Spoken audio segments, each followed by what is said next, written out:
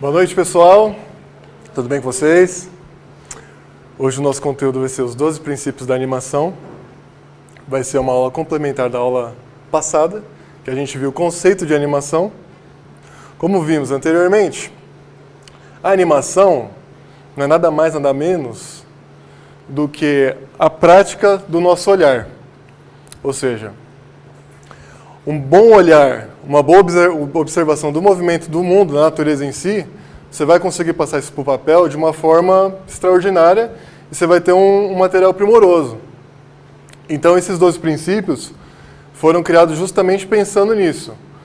Como facilitar, como viabilizar esse movimento natural de uma forma artística, de uma forma mecânica, na qual cria uma empatia com o público, e esse público compre a sua ideia, compre o seu produto e se sinta emocionado. Quem nunca ficou emocionado com um filme da Disney aqui? Alguém já chorou no Rei Leão? Todo mundo, né? Então, foi por causa disso. Vocês vão descobrir o porquê agora. Então, vamos lá.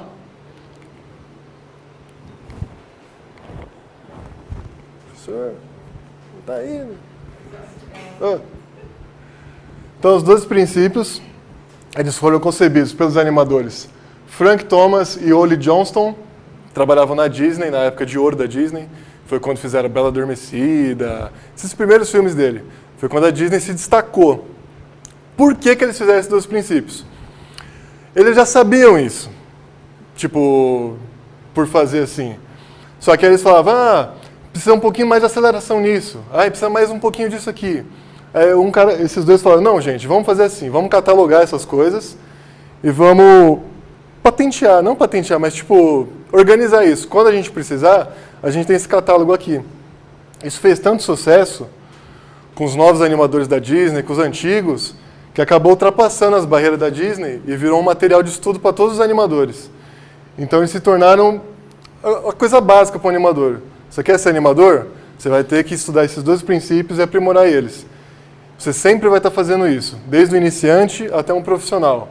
Se você tem perfeitinho esses 12, você vai ser um profissional de alta qualidade. Então vamos lá. Primeiro e o mais importante, comprimir e esticar. Por quê? Praticamente todo ser vivo, ele se deforma ao se movimentar. Como assim? Não é que ele vai ficar todo errado, vai mudar a forma. Mas, por exemplo, a nossa musculatura é orgânica e ela é flexível, ela não é rígida. Então, quando a gente faz alguma expressão no rosto, a gente tem uma deformação do rosto. Quando a gente bate uma bola de basquete, que é algo denso, quando ela bate no chão, ela se deforma um pouquinho. Dependendo da força que você fazer, ela se deforma mais.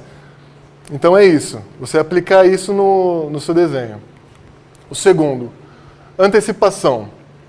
Todo movimento tem um movimento ele, tipo, de antecipação. Por exemplo, você vai dar um soco. Eu não consegui pensar num exemplo melhor, tá, gente? Você vai dar um soco, você não faz assim. Você tem todo o movimento do seu corpo para você dar o soco. Então, esse movimento é antecipação. Então, você passando isso para o papel, você vai ter uma riqueza maior. Encenação. No desenho, é a silhueta. Isso é uma coisa que todo professor de ilustração, ou até mesmo de modelagem 3D, fala. Para você perceber que o seu desenho está bom, o seu modelo está bom, você pega a silhueta dele. O que é a silhueta? É tudo preto, só o contorno. Se tiver bom, se você conseguir identificar alguma coisa, por exemplo, uma cadeira. Se você faz o desenho de uma cadeira, só a silhueta, e você consegue identificar que é uma cadeira, seu desenho está bom.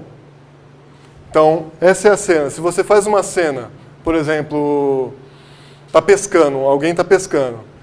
Se a pessoa consegue identificar que está pescando só com a silhueta, tá bom. Então você pode dar continuidade. Animação direta e pose a pose. Esses são os dois tipos de animação que existem, quadro a quadro. A animação direta é quando o cara faz um movimento sequencial, sem muito planejamento. Ele só vai fazer, então, por exemplo, vai fazer o personagem andar. Ele faz primeiro ele parar, depois assim, e por aí vai. A pose não.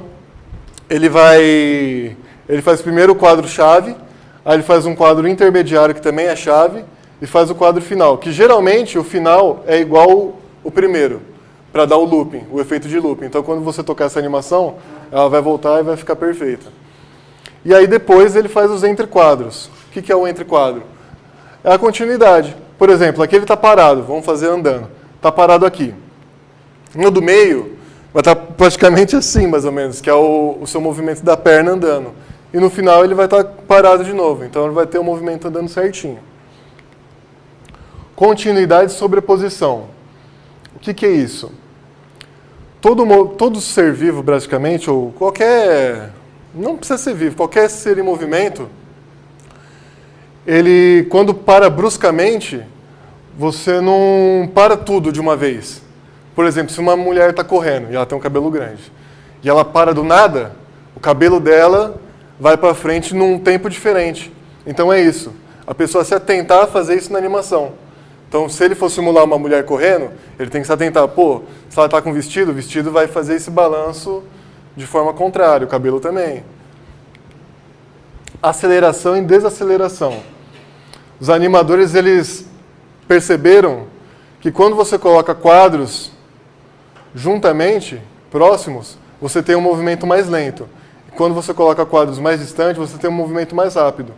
E aí eles começaram a usar isso a favor deles, para, tipo, valorizar uma animação ou qualquer coisa do tipo. Movimento em arco. Praticamente todo o movimento que um ser vivo faz é em arco, se você perceber. O movimento da gente andar, a nossa perna faz um arco. Os nossos braços vão fazendo um arco. Então, se você quer fazer uma simulação de um ser vivo, bonitinho, você segue isso. Porque ninguém vai andar assim, tudo torto. Só se você for um robô. Se você quiser animar um robô, aí você quebra esse princípio. Ação secundária. É uma ação que enriquece a primária. Por exemplo, algum ponto de foco, de desfoque. Tipo, um personagem está cantando e tem um passarinho voando atrás. Ou então o personagem está andando e arruma o óculos. Isso tudo enriquece a animação. Temporização.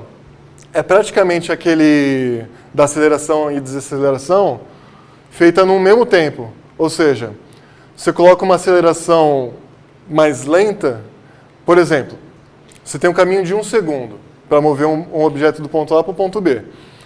Aqui você faz um tipo de aceleração e desaceleração, e aqui você faz outro. Percebe a diferença?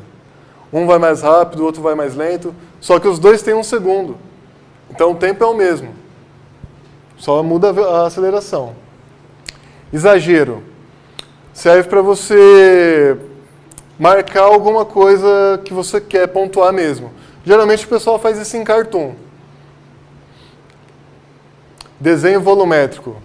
No caso da animação 2D, o seu desenho ele tem que ser adaptável a qualquer ambiente. Ou seja, ele não pode ser algo, eu não sei como falar o termo em português, algo flat. Por exemplo, ele precisa ter sombra, ele precisa reagir à iluminação, ele precisa reagir à iluminação do ambiente. Então ele não pode ser um objeto opaco assim. E o último, o apelo. O que é o apelo? Você tem que ter um personagem carismático. Você tem que ter uma cena envolvente para você ganhar a empatia do público. Rei Leão de novo. Quem chorou com a morte do Mufasa?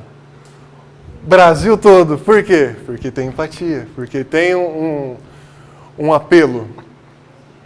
Concluímos que vimos que a animação não é nada mais, nada menos do que o nosso olhar materializado. Para você colocar isso com êxito, você precisa passar os 12 princípios. Por isso que ele é importante. Se você for pensar, a animação não é importante somente para o animador. Para qualquer pessoa, se você começa a imaginar que o seu olhar é importante, que você começa a ver coisas que você realmente não vê no seu cotidiano, você começa a dar outro significado para a vida, assim. Então, gente, concluímos. Na próxima aula, a gente vai fazer a prática, tá? Vamos aplicar os 2 princípios durante o resto do semestre.